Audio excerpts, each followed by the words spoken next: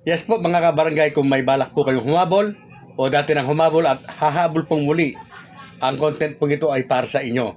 At ang aking po panawagan sa mga hindi pa po nakapag-subscribe sa aking channel, kayo po ay aking malugod na inaanyayahan na mag-subscribe, pakiclick po yung notification bell at para palagi po kayong updated sa aking mga video. Siyempre po huwag kalilimutan like and share. Dahil dito po ay magbibigay po tayo ng tips kung ano po ang estratehiya na ating gagawin para po tayo ay magkaroon ng tsansa na manalo. Kung ikaw po kaibigan, kabarangay ay may balak na tumakbo na barangay captain, or baka ikaw po ay tumakbo na nung nakaraan at natalo, ano ang dapat mong gawin ngayon? Unang-una po, kung ikaw ay hahabol na kapitan, first time mong hahabol na kapitan, ang dapat mo muna pong iintindihin or pag-aaralan, ang kapitan ba na lalabanan mo ay mahal pa ng kababayan mo, ng mga kabarangay mo? Ang kapitan ba na lalabanan mo ay marami bang pera? Ang kapitan ba na lalabanan mo, ano ang ipinanalo noong manalo siya? Siya ba ay namili lamang ng boto? O talagang siya ay mapagkawang gawa o maaasahan sa barangay?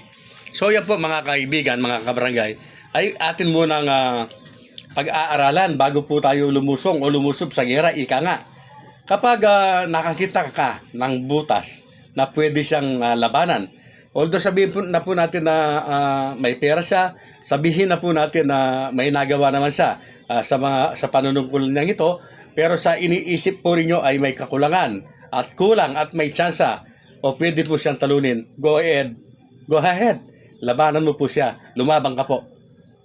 Pero kung nakikita mo na napaka-iksi or napakaliit ng tsansa na matalo mo po ang nakaupong kapitan ngayon, dumistaysa ka na muna. Yan ang payo ko sa iyo. Or humabol ka na lang muna bilang isang kagawad para makapasok ka sa sirkulasyon.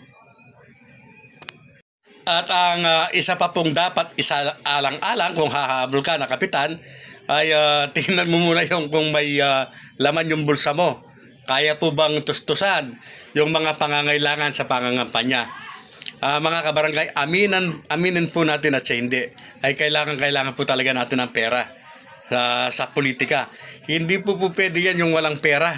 Kapag wala po tayong budget, wala po tayong pera, parang sasakyan lang yan, kaibigan. Paano mo paaandarin, paano lalakad o aandar ang sasakyan kung wala siyang gasolina?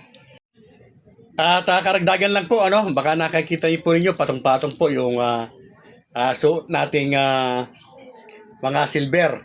Katatapos ko lang kasi gumawa po ng content para po sa aking gold and silver jewelry shop. Siyempre po, dapat may suot tayong mga ganito para ma-attract naman yung ating mga seller at mga buyer. Na binabatikos po ng ilan na ako daw po ay manggagamot. So kung gusto mong magpagamot, halika.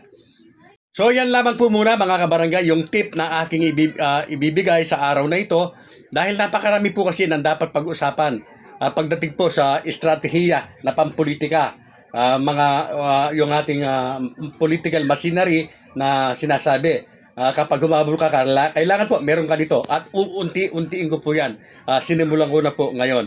At kaya kung ikaw ay may balak na humabol, first time man or second time, ay para sa iyo talaga ang channel na ito. Kung hindi ka pa nakapag-subscribe, mag-subscribe ka na. At yung mga nag-aambisyon din po na maging leader pampolitika, maging tactician, strategian at campaign manager, kahit hindi po tayo tapos ng abogasiya, kahit hindi po tayo tapos ng political science, ay pwede po tayong o maaari po tayong maging campaign manager. May matututunan po kayo dito.